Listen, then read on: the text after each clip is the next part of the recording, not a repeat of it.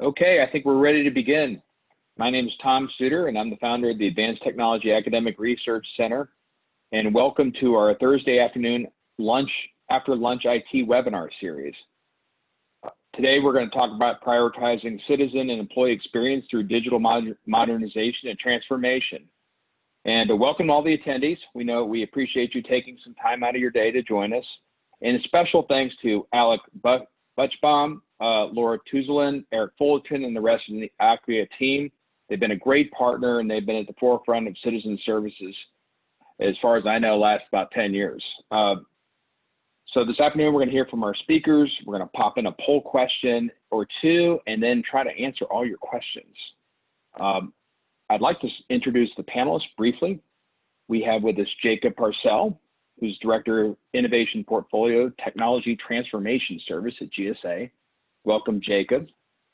We have Don Lovett, and we feel really lucky to get Don because he's right in the middle of the coronavirus forefront. He's the Chief Information Officer, the Officer of Contracting and Procurement at the DC government. And also we have with us Eric Fullerton, Lead Product Evangelist at Acquia. Welcome, Eric. And we're still waiting on Scott and trying to round him out with a BA, but hopefully he said he was a little bit busy, but he was going to get on it as soon as he possibly could. So before we get into our first panelist, I was just kind of going back, and I remember, well, I don't actually remember this when it happened, but Business Week had a famous issue where they declared the paperless office. And if anybody actually could guess that, it was 1976. So here we are in 2020, and we are not quite there on the paperless office. So the government's been operating by fax machine and forms ever since. A lot of the websites have an early aughts design and no mobile experience.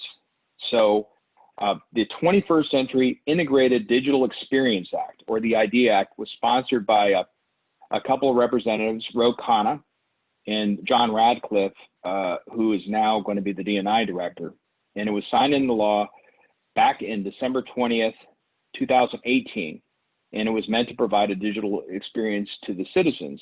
And it kind of got launched at a weird time. It got launched right before the government shutdown, if you'll remember, of 2019. So, and also 2019 was a very busy time for OMB. They came out with lots of policies. So it kind of didn't get probably the attention that it deserved from that, but now we're getting through a lot of the milestones, and things are really starting to shake up. And then we had this thing called the coronavirus, which is all the things that are mentioned in the IDEA Act really come to the forefront when we're dealing with this pandemic. So our first speaker is Jacob Parcell. I have to throw in the gratuitous go Hokies with Jacob. But maybe, Jacob, you could start off with introducing yourself and what you're working on, and really maybe start off by framing what the IDEA Act means to the government.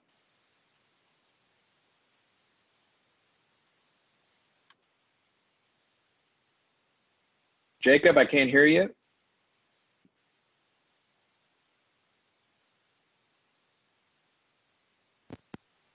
Okay, I can't. There we go. Okay. Sorry about that. My headphones like to do that. Hi, Tom. I'm Jacob Parcell, the Innovation Portfolio Director of the Technology Transformation Service at GSA. Within my portfolio, we have a couple of products that I'm very proud of. We have challenge.gov, we have digital.gov, and we also have the US Web Design System, which is something that's very pertinent to the 21st Century IDEA Act. As you had mentioned, the 21st Century IDEA Act was launched in 2019 or 2018, December 26, 2018, if memory serves correct. And it requires agencies to update their digital experiences. These include websites, but also non-digital services, and talks about digitalizing them. My role has really been on the website modernization, which is Section 3.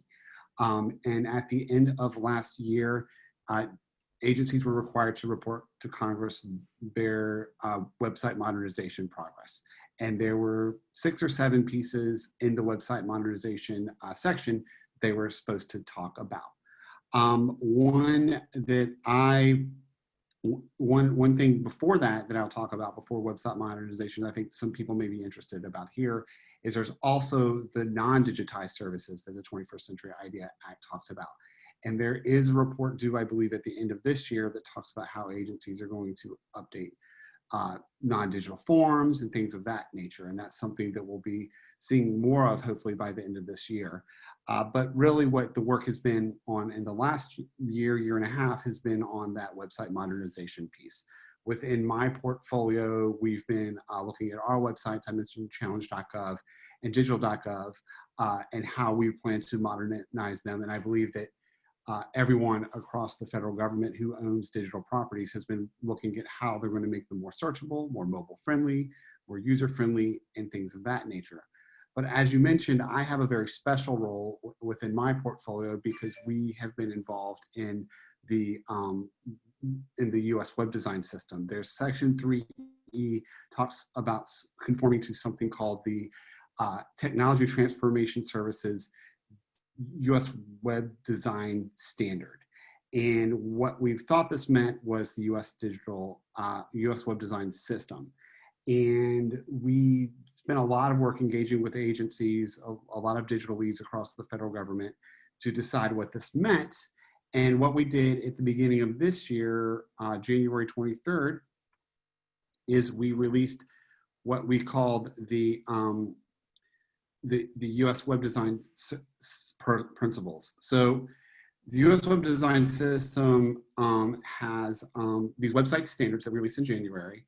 They encourage agencies to use the design system to deliver a great digital experience by integrating design principles, following user experience guidance, and using design systems code.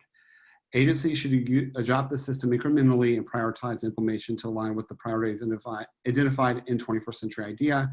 And so the web design system was really known as a code repository to help you create a nice looking website. And what we realized after talking to agencies as we worked on this Section 3E is that there's more than just taking code and putting it on a website. You have to understand what your user wants. You have to understand design. So we've seen a lot of success with this, and I know after the webinar today, they'll be sharing some resources. You can go to digital.gov and see some of our content on the 21st Century IDEA. There's something we call This Week's IDEA.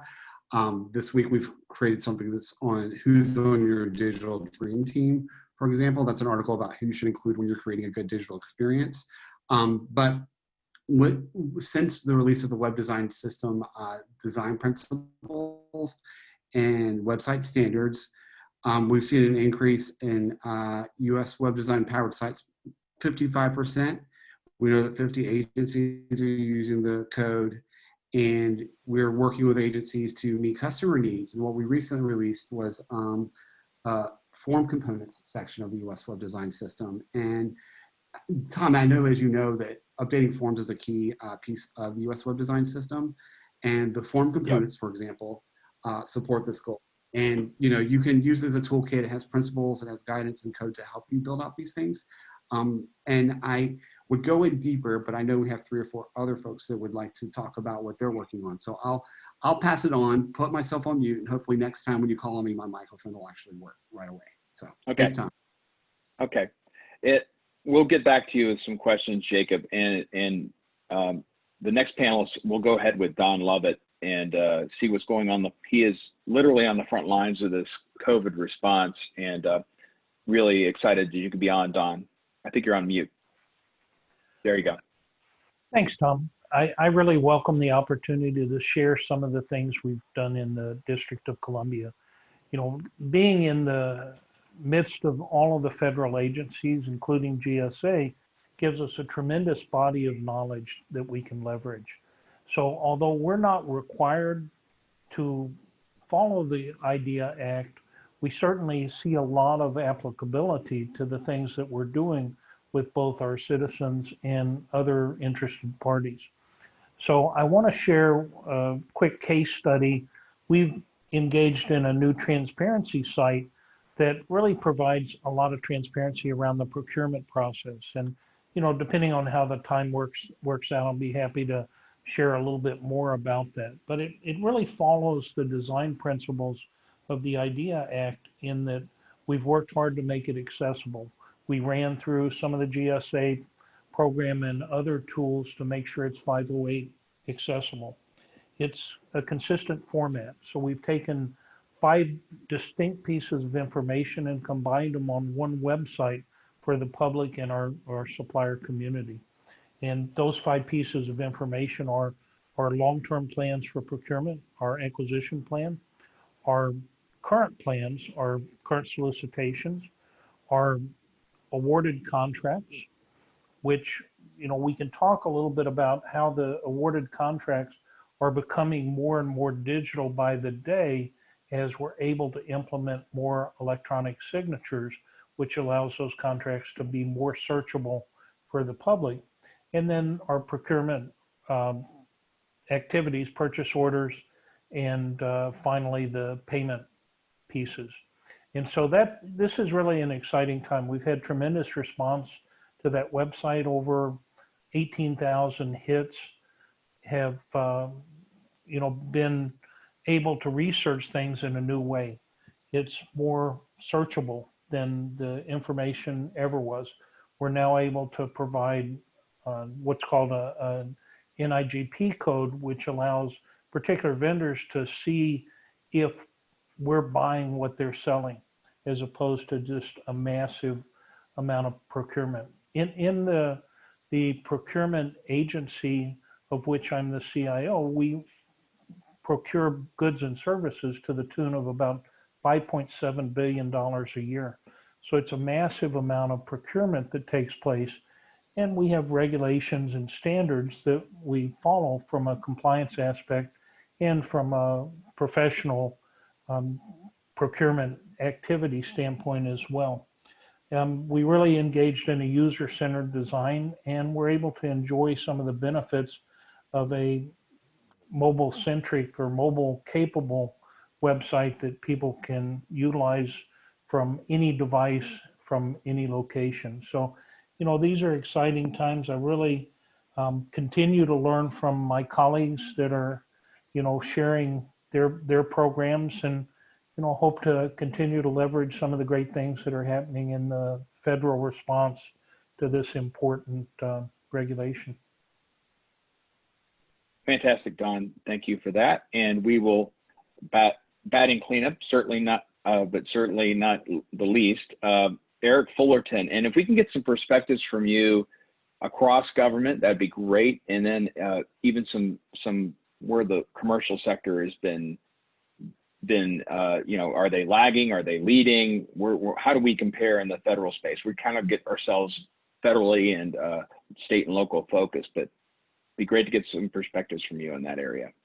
Yeah, for sure. Just to kind of add to that, the Acquia, we do a lot of work in federal and state and local government as well, but we have 3,500 customers, which means we can learn a lot from all of our different customers and the things that they're working on and the digital initiatives that they're really focused on. So I can definitely kind of add that and talk to that a little bit. So it's kind of a nice perspective to be able to hear from all these different teams and groups that are all dealing with similar challenges, but slightly different, maybe depending on the size of the team.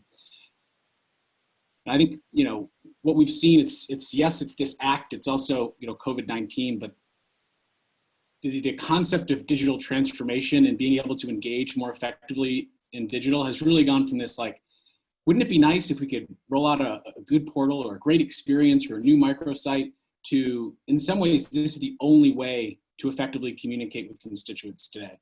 And that can be a little scary, but it's also a really interesting opportunity because right now people are relying really, really heavily on federal agencies and government agencies at large to provide them with absolutely critical information. And I think, it's interesting when we think about the expectations and how a lot of times we have these quote unquote digital leaders or innovators who at the top of the market in a commercial space really drive consumer expectations. But as someone who's building an experience or building a site for the government, you still have to kind of meet certain requirements. Maybe you don't have to be the Spotifys of the world, and you don't have to be the Amazons in the world, and that's okay. You shouldn't try to be, but there are kind of some baseline requirements around what you should be thinking on, and really what you can be focusing on, which, you know, to me is really providing your citizens with the tools and information that they're looking for online, and to lower the barriers to engaging with that material or information as much as possible. There's a really great quote from someone in the US Department of Passport Services. It says, you know, as government agencies, we have to be resourceful, right? We don't have the same insight, research, or analytics that maybe you'll find at a Walmart or a Target, but we do have to do what we can with the information available to us, and take that information and try to create and turn that into an experience. One of the things we've learned in the past couple months is there's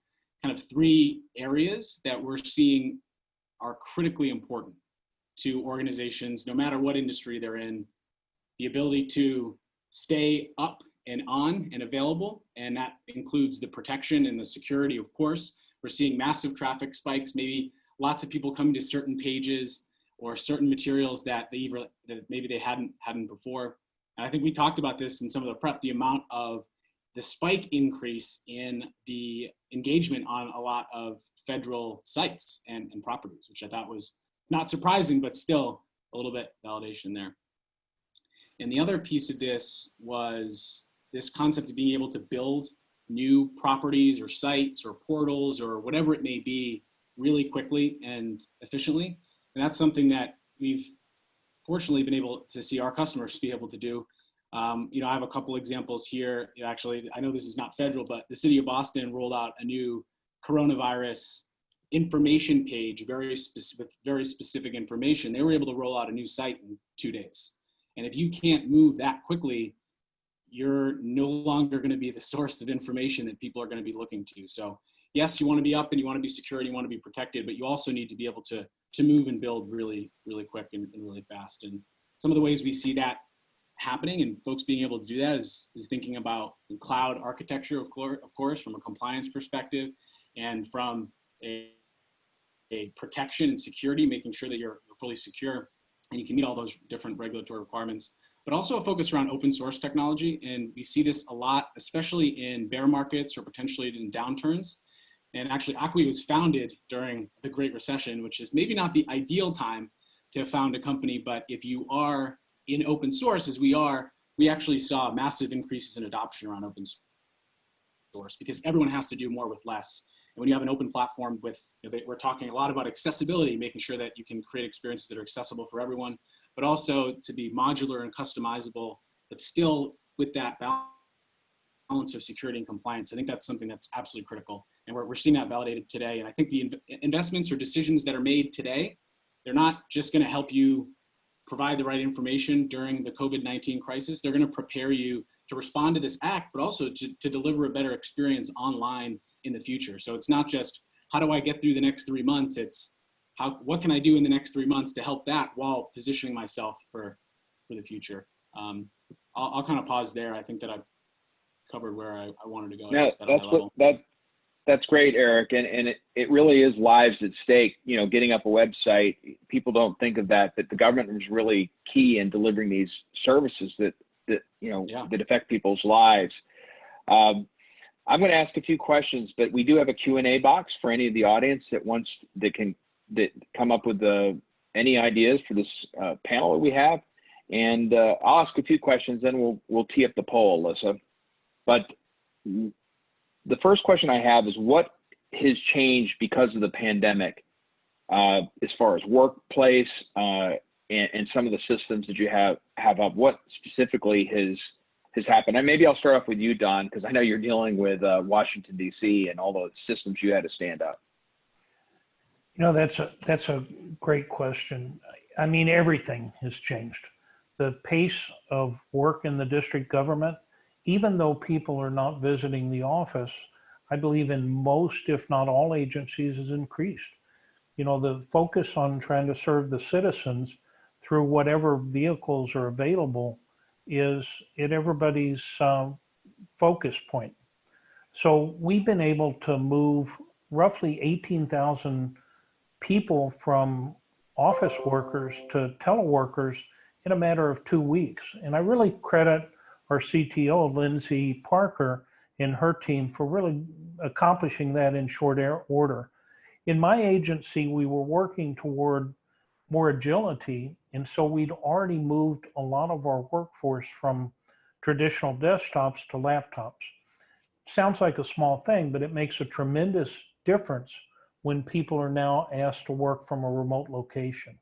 We have opened up where needed some additional VPN capabilities that allow some bring your own device capabilities. But in the government, we tend to want to focus on government-oriented equipment because of the security profile and the capabilities that we can build into the operating system and the additional security tools that are involved. So it's been a tremendous effort to move people to a remote status. Additionally, in the district, and especially in the procurement, we're dealing with some new requirements. The personal protection equipment.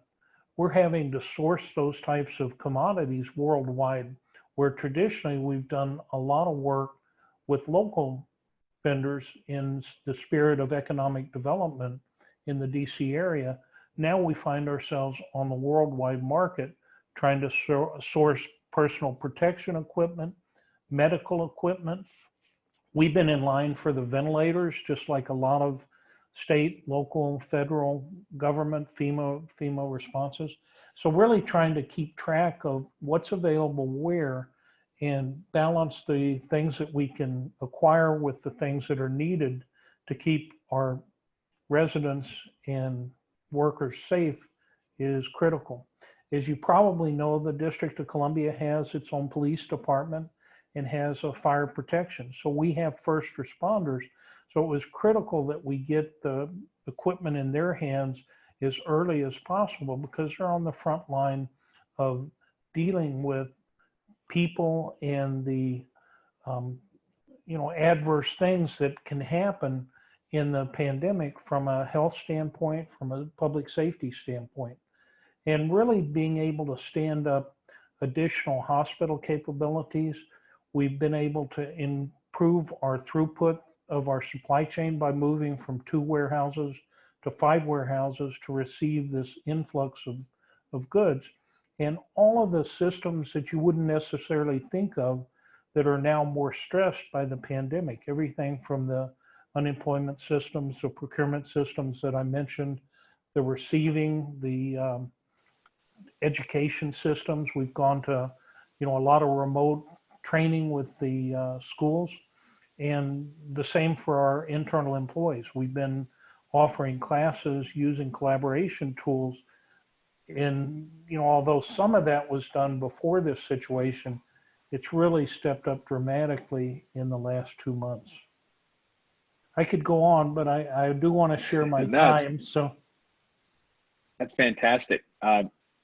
Jacob, you want to, I know GSA probably been a little bit further ahead than most, but maybe some things that you've noticed and then possibly what you've heard from other agencies. I can't compare with Don's answer, to be honest, but we were in a good place because we do a lot of virtual work at GSA. So, there wasn't a lot of IT issues or anything like that.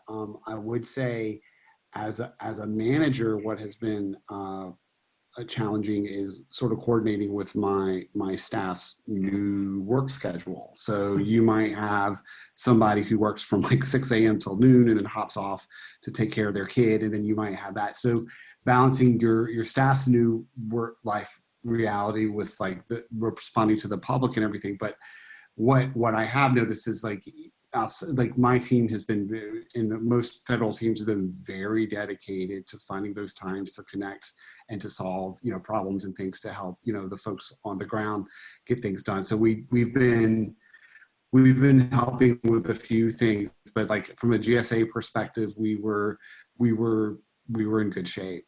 But I didn't, other agencies, we would connect with, were working. It felt like there were a lot of things that were addressed relatively quickly, or people did the best with what they had. That's what my perspective was, but I can't go into specifics and speak for others. Eric, anything to add? I mean, no, not really. I think it's great to hear from the people on the actual ground and having those day-to-day experiences. I think not everyone is in a fortunate place, but ideally you want to have some technology and some tools in place to be able to respond effectively to what these requirements are, whether they change in 2 weeks or whether they change another month or they change in 6 months. So I'm glad that Exactly. both the folks online have had relatively positive experiences, or at least being able to make some progress there. One thing I want to mention is, even those small things that you don't necessarily think of. We've been in a long-term migration from physical phone lines to voice over IP. And so this has clearly been one of those times when having the voice over IP has helped us dramatically. Additionally, we've started to virtualize our call centers. So we have call centers, we have a 311 and a 911 call center that are, quite large in volume. My agency has a call center for our supplier community and for people that are, struggling through the procurement process or have questions or need answers.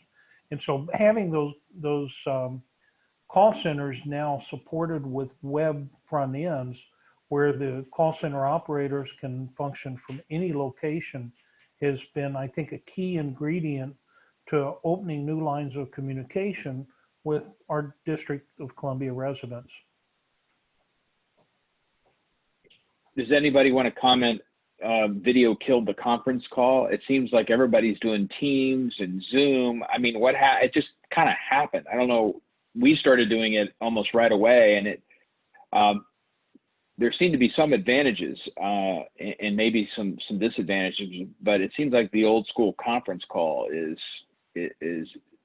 on the decline. Have you seen a lot of that in DC government? And how about you, Jacob? You guys have always had these products, but Absolutely. I mean, Cisco has offered WebEx capability to state and local government at no charge for these trying times.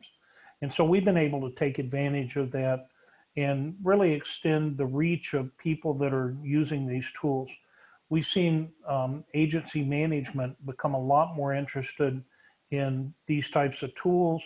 It was pretty unheard of to see screen sharing at the executive levels prior to this, and now it's become an everyday occurrence. So people are building skills and capabilities, and in the spirit of what happens next, those capabilities are likely to continue and to help us to better serve our constituents going forward. okay, we got some. How about we do a poll question, Alyssa? You want to pop a poll question? Okay, here we go. What has been your number one obstacle when it comes to implementing digital modernization? You can hit as many as you want. I just found out the hosts and panelists cannot vote, so it's up to everybody in the audience to do this. We'll give it about a couple 10 seconds. All right, go ahead, Alyssa. Let's see what we have. Wow. Okay.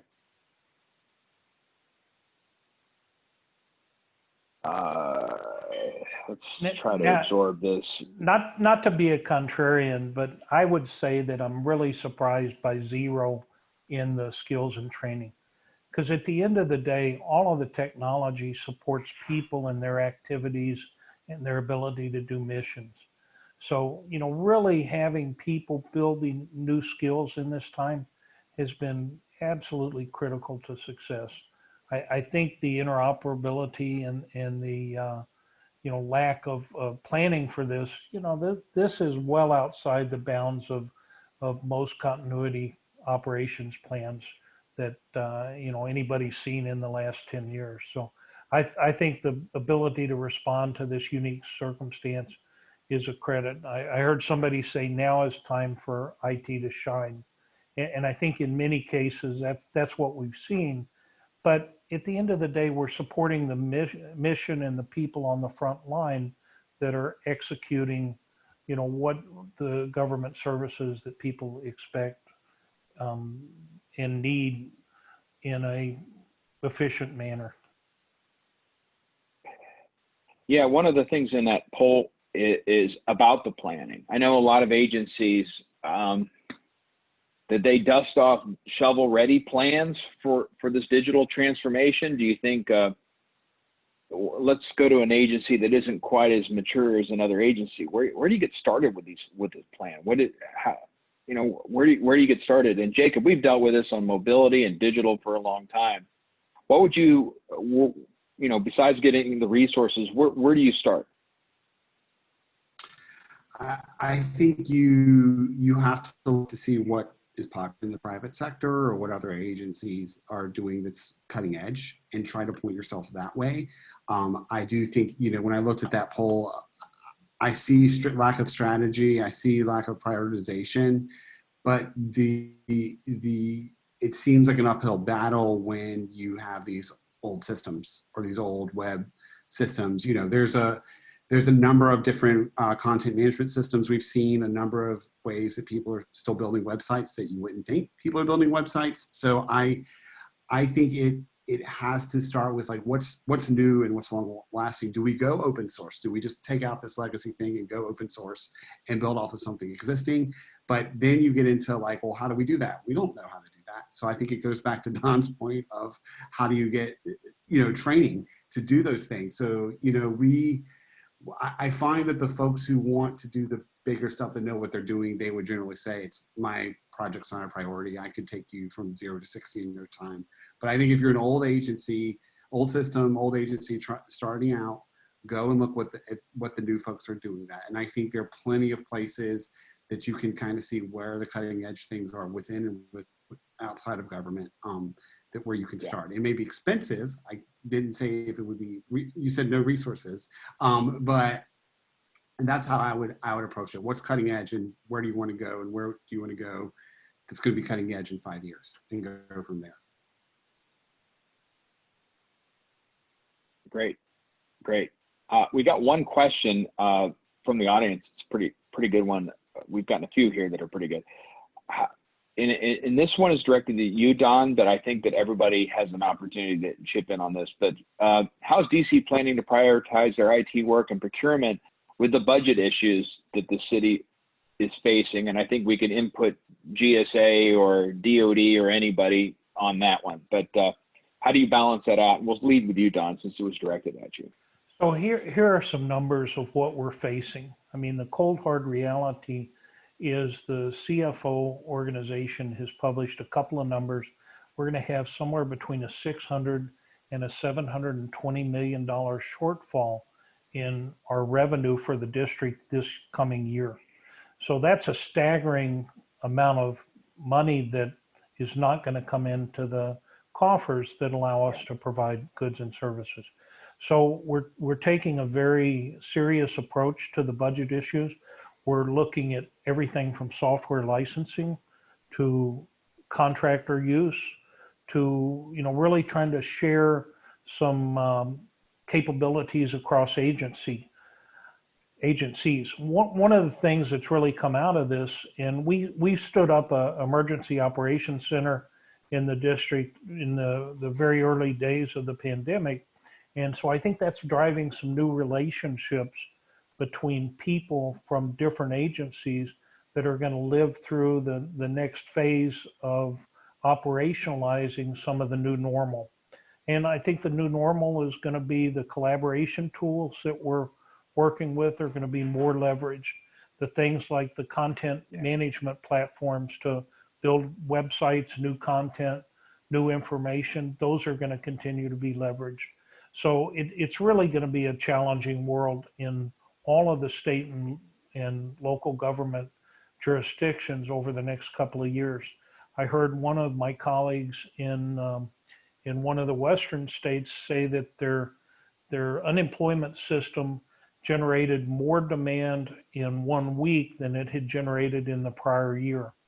So we're kind of faced with the demand imbalance between what we need and are being asked to do with the resources. And so, the theme is going to be, let's squeeze more juice out of what we've got. I think the comments about open source, leveraging best practices, certainly I'm, here on this call interested to see what we can leverage from, some of the government work that's already been done. This is no time to be reinventing the wheel. It's time to leverage the best practices and the things that you've seen other people be successful with.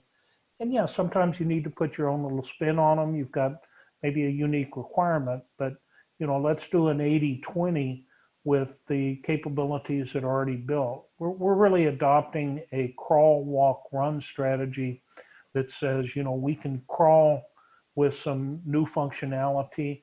Let's pilot it, get it out there quick as opposed to perfecting it, and then run to make it a little more robust in the subsequent releases and subsequent timeframes. Yeah, I want to jump in here. I feel like I didn't record it, but I wish I did, because like that type of conversation is exactly what I was hopefully trying to at least allude to earlier. When we think about open source, we think about shared innovation, we think about the concept of community, which is being able to use and leverage modules and tools and capabilities that maybe you didn't even build, but someone else did, that you can use and you can apply and you can bring into your own custom solution, whatever that may be. But having like that flexibility to really manage and make sure that you can meet your own unique requirements. I think one thing that I did want to mention, there's actually a really good example of this. Like we talked about Drupal, for example, but there's a Drupal theme available for anyone that's built on USWDS standards that anyone can use. So that's just one specific example of how you can have community and modularity and open source technology provide benefits, not just to the people who are using it or maybe the people who built it, but the community at large in these types of times. So I think that was a great tee up for me, Don. I think I owe you one. Jacob, anything?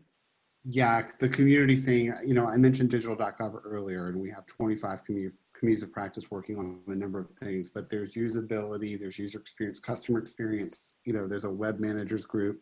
The web design system itself does have a couple community functions. We started helping with that Drupal implementation you were talking about, Eric. So, I've told the team we need to be able to help as many different platforms as possible, because that helps you guys do your jobs easier, and it helps you all spread the word, and helps us, get our jobs and accomplish our mission much easier. So, I think that as you're looking at,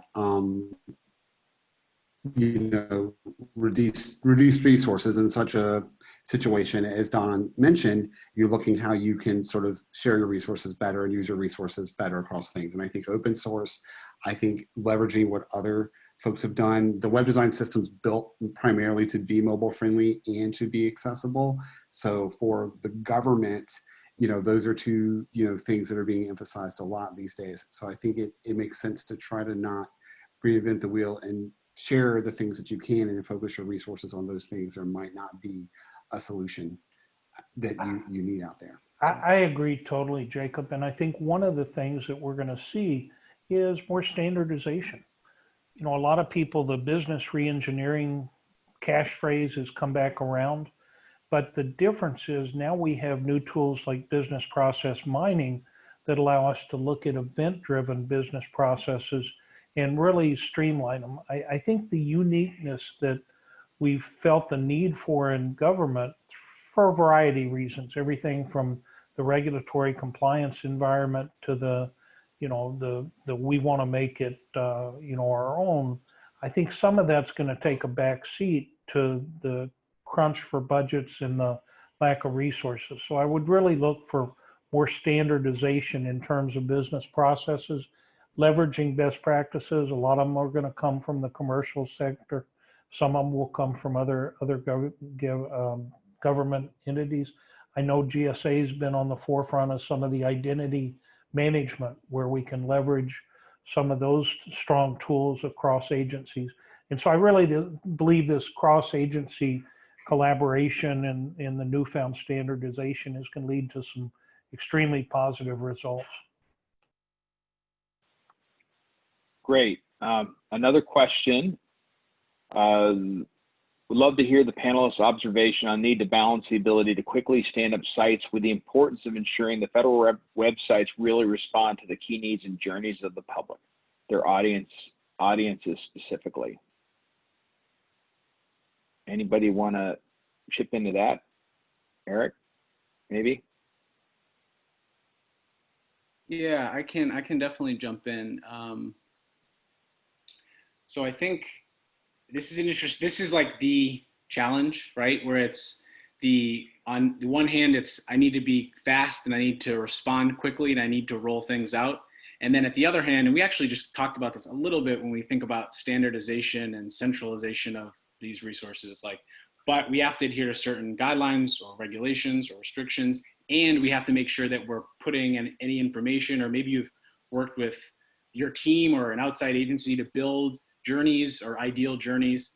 I think it's very, honestly, it's not the easiest problem to solve, but it's a good combination of technology and strategy to say, once you have those things, you need to be able to build them really quickly. It means that you can't necessarily just have, you know, your team of developers in a corner building these things and not actually having interactions with other departments and groups that are actually responsible for the experience. Too often, you know, we have these different silos that exist, whether it be government or whether it be in retail or anywhere, that we create an experience in this room and then we roll it out, and then that's either it's not on brand, it's not reflective of all this great work we did for customer experience research, or it's not reflect, you know, so part of it is around technology and having the tools that you can work interoperably and get things up quickly while still maintaining the compliance, but also the insight that marketing teams or other CX teams are working on. So part of it is tech, but I mean, a lot of this is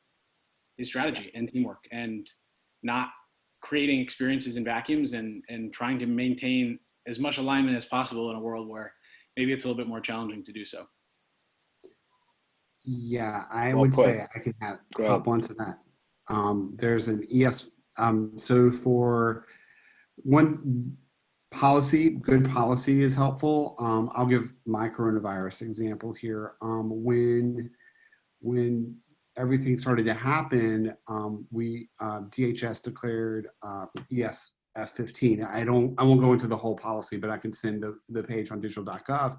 And basically what this said is that DHS and HHS kind of control what the messaging should be for any web agency website that goes up around coronavirus. So that means if GSA has a website, here's how you'll structure it. Here's what you're saying. You won't say information about this because that's HHS's lane, so on and so forth. So it simplified how we were building these websites, each agency, if they needed to. Because, you know, the stimulus packages required other agencies to create coronavirus websites. So that's one thing that's very helpful. And we still had to remind everybody that, like, hey, this policy exists. And DigitalGov was the place where you could see all that guidance.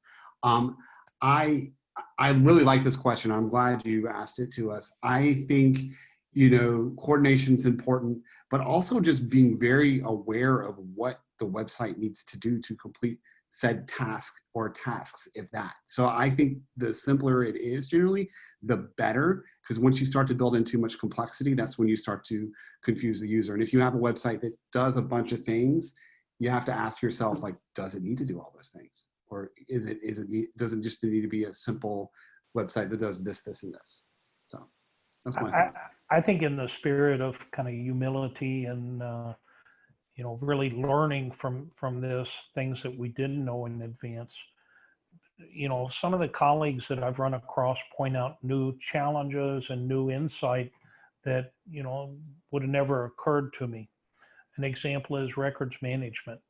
So the record management life cycle is very critical in government operations because, you know, you are the single source of authoritative truth on certain events that occur. And so some of the new technologies may be a little bit at odds with some of the emerging technologies such as AI and blockchain. And so as we really, you know, try to think through the rationalization and what were the original objectives of things like record management, and do some of those objectives get modified based on today's world and today's tools. I think that's going to be the dialogue over the next 2 or 3 years. We could do it. It may throw a compliance variance in the mix, but that may be okay because it meets the right objective for the mission. Great, great. Alyssa, can you tee up a poll question? I do have one comment. It's from a Q&A, but it's not really a question, but it's kind of cool anyway. From Joe Kroger. I'll give him a little credit on this one. At 12:01 a.m. on August 1, 1981, history was made when MTV, the first 24-hour video music channel, launched onto our television sets and literally changed our lives with the birth of the music video. The first video ever played on the network was the quite ironic Video Killed the Radio Star by the Buggles. So that's your music trivia. That was a good one, So let's do the poll.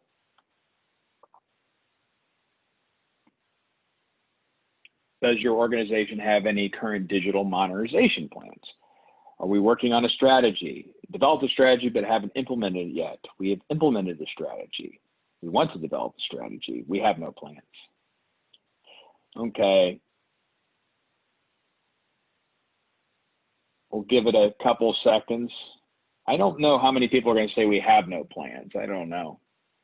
Is the poll I know from anonymous, or? ATARC's experience. We were in a physical events company and, nonprofit, and now we've gone completely digital. So there wasn't one plan we had on the table before that we're doing too much. It's like all new. Okay, let's see what we got.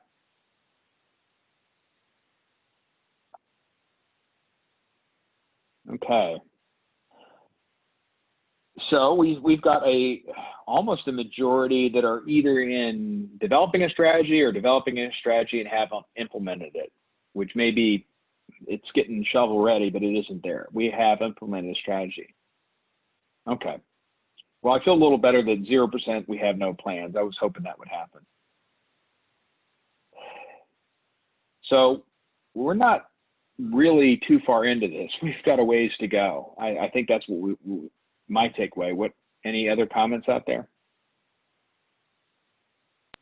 I'd be curious to know the people who have implemented their strategy, what their next strategy is. Is there a new technology they're going to go after? Yeah, I think the past tense was the modifier that was kind of questionable, because I know we had a strategy. Our strategy changed dramatically over the last 2 or 3 months. And there's some things that are easier to get done now digitally because of the remote workforce. And there's some things that are going to be a little more challenging. And, as we think about the next new thing, is it going to continue to be a remote workforce to a larger degree than we ever thought possible? I know many of the Fed agencies have wrestled with the accountability versus flexibility and agility questions. And, the numbers that seem to be coming back, it's still a little bit early, appear to support the idea that people are being extremely productive as remote workforces in almost all the cases. So yeah. I think that's really going to be incorporated. You mentioned the videos. I mean, clearly the idea that video conferencing has been around for a while, but this may be the flame that lights the firecracker. Well, I was talking on one of our prep calls. I'm a conscientious person. I try to do the best with whatever I have. But I think on conference calls, I might have been maybe looking at my email. I might not have had 100% attention. And I wasn't trying to be a bad person or anything. I didn't think I was doing anything wrong. But video makes you engage. It's a forcing function. So I feel like my staff, rather than drifting off while I'm droning on, at least they're looking at me, and it seems like we have more bi-directional communication. So I'm starting to become a believer. And I think that once you get in your office, some people will be at home, some people will be in the office, but we'll all be using these collaborative tools. It doesn't really matter where you are for the most part. Interesting. So we got a couple more good questions, actually. And I think this would be really really good and get to the foundation of what we're trying to talk about. What has been your experiences around converting traditional paper-based processes to digital during the pandemic in order to continue with the status quo, i.e. e-signatures? And I got to before anybody answers, I just, go ahead, Don. No, go ahead. Go ahead. Well, I just thought of this, but a lot of these processes we have nothing to do with IT. And I've realized that over the years. You know, when we're doing survey work at USDA, it really has nothing to do with IT if it's a paper-based service. So what is IT? They don't even know what's going on because it's not really under their purview. So this is a big, big challenge. And I would love to hear what you all have to say. You know, it's probably one of the biggest challenges. I'm glad we got a chance to talk about it. I probably should have had it on my original questions.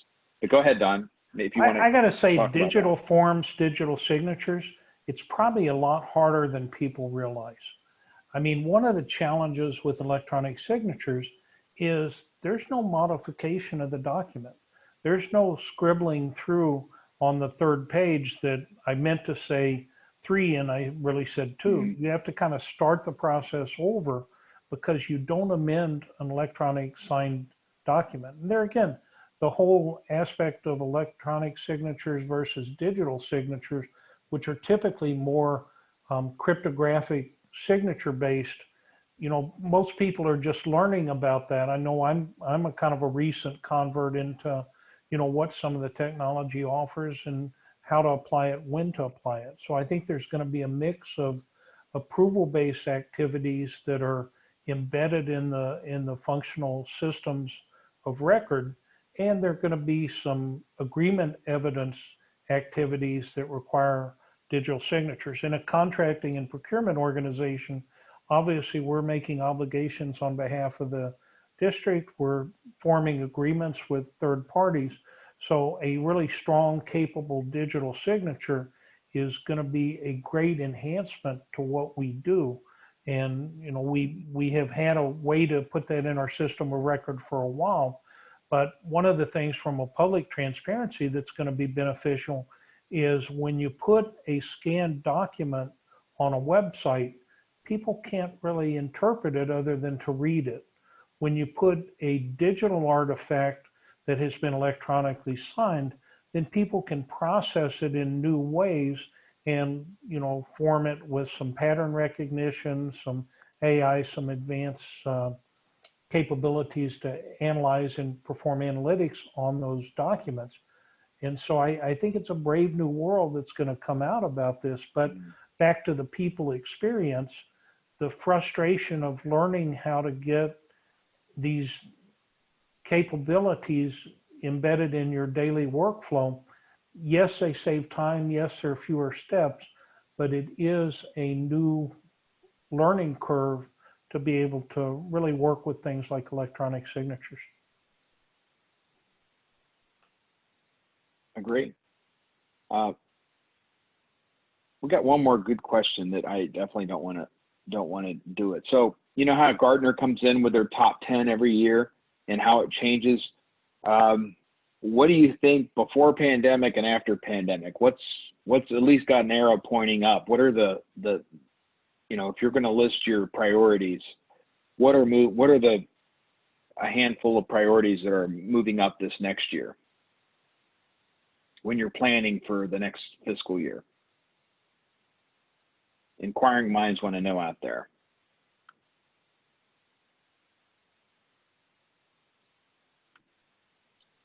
I can take a crack at it, but I know, Don, I know you're probably thinking about this every day. So if you want to lead off, I can jump in after. Sure. I mean, I think there's going to be a split. So if you look at the Gartner top 10 list, maybe 3 or 4 of them are going to survive as cool new stuff. And maybe the balance of them, or at least a good portion of them, are going to be back to fundamentals. I think we're really going to be looking at things we've done for a while. And, you know, some people would refer to it as technical debt. So I think people will be paying down some technical debt in this, you know, time of change, and then using that pay down as a platform to really kind of catch up. do some things that we meant to do previously, but we've never really gotten around to the focus on it. So I think some of the cool new stuff may slow down a bit because there's not going to be the appetite and the funding for procuring a lot of new things. And so I think there'll be a little movement of back to fundamentals. Yeah, I think that's Makes a lot of sense. Go ahead, Eric. fair. Yeah, I was going to say that I think legacy modernization, or however you want to frame it up, is kind of fits in that grouping. I think obviously it will always be risk management and cybersecurity. I don't know if that's always number one. I think that it will always be number one, or at least it should be for a very long time. But to add on to something Don was talking about actually earlier, is as we start to move everything or more things online, especially when we think about forms or signatures or collection of data and information from constituents, I think we're going to see a bit more focus. Maybe it's not going to be top three, but I think we're going to start to see more focus on the data governance and the data collection and essentially the data presentation for what you're able to understand about your constituents. I mean, you think about a form, whenever someone fills out that form, that information goes somewhere. So yes, the risk and security compliance still really number one, but how do you manage the information that previously you didn't have in a digital way, you didn't have that as part of a specific platform, and now then what are you going to be able to do with that information in, again, a secure and compliant way to actually improve the constituent experience online? Maybe it's on a web, or maybe it's on other channels. So I think we're going to start to see a lot more around the data collection, protection, and governance for constituents. I totally agree. I think the other dimension that we're going to see take on more importance is the role of privacy. So let's take, for example, an onboarding experience. In an onboarding experience, we've expected people to come in and bring us personal documents that have a lot of information that's beyond the question we're trying to ask. The question we're trying to ask is, are you eligible to work? That's the only thing we want to know. We don't need to know some of the other extraneous information that those various forms of ID might carry with them. So I think there's going to be a move to collect things you need, not collect things that you don't need, things that'll get you into trouble from a HIPAA, a PII, some of the more aggressive standards such as the European privacy laws, and those may be coming to a state or a government near you. So I really think people are going to rationalize when they collect data. Do I really need this data, and do I want to store it somewhere? I think the data governance comments are absolutely right on. We're going to have to look at the way we store, protect, allow access, leverage, utilize things, but with an eye to both the security of them, which security's got to get better. It's got to get easier. It's consuming too high a portion of everybody's budget, and we haven't shown an effective capability yet. So I'm hopeful that there's going to be some breakthroughs on the security front, but also there have to be some breakthroughs on the data privacy and the data categorization front. CCPA will roll out soon as well. That's something that I don't think, these things are not going away. Like California might have been the first to roll out these types of privacy regulations. GDPR happened a couple of years before that.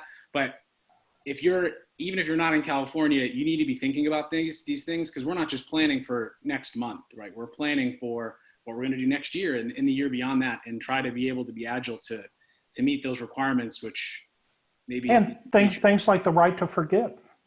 Yeah. Those are going to wreak havoc in the legacy systems that we all enjoy the use of today. Exactly. Okay, I can't believe an hour has gone by, but we'll go on for just a few more minutes. I would love to get some final thoughts.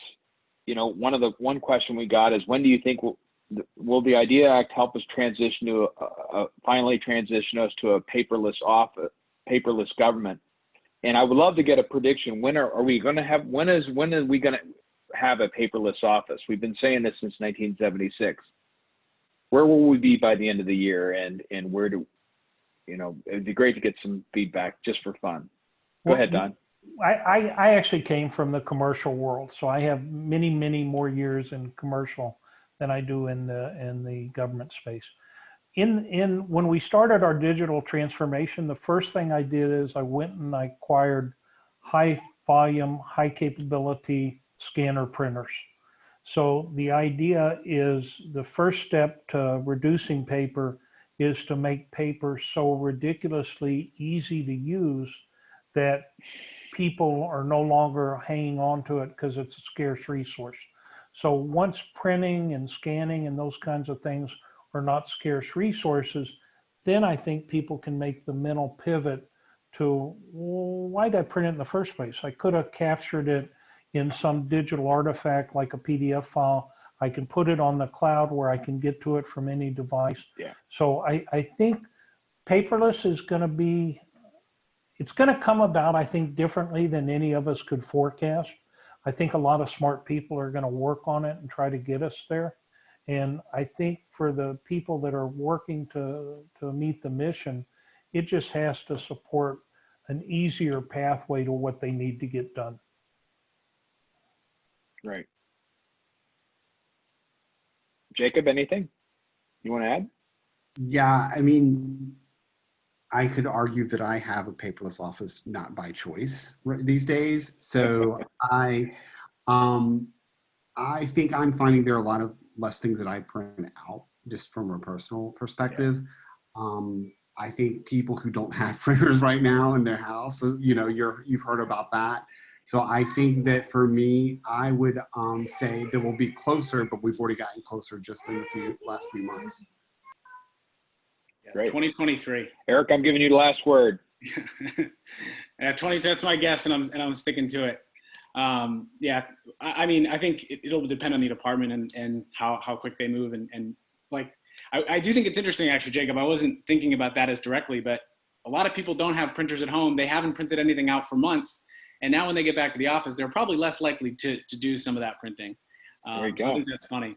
I did have just kind of one other final thought. I know we talked a little bit about, you know, the community and open source and all those types of things. And I guess I just wanted to, you know, to mention something that I am pretty excited about. You know, we work with a lot of great organizations at Acquia, but one of the things, you know, sometimes they create these amazing digital experiences on multiple channels. But what we've seen recently is that we've been put in a really fortunate position. Like I'm pretty proud that the company is, you know, has the opportunity to support the communications missions of government agencies and organizations in the private sector and in government. And they're playing a critical role in supporting the country through this crisis. I mean, there's a bunch of examples that I could share about who they actually are at the National Institute of Health, the Department of Health and Human Services, the Bureau of Economic Analysis. But really for me, like that's kind of a feel good thing to be able to be part of it. The reason I said it, I hope it didn't come off in the wrong ways, because I'm actually kind of proud that we did and we're able to be in a position like that. That's fortunate.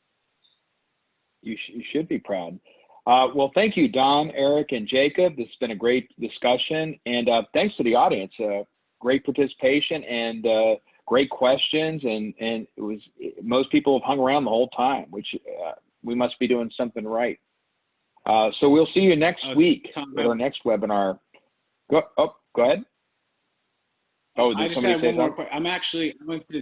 I went to James Madison University, so I know Jacob is a Hokie. So I just wanted to end this thing we started on a go Hokies. I might end it on a go Dukes. You know, just couldn't resist.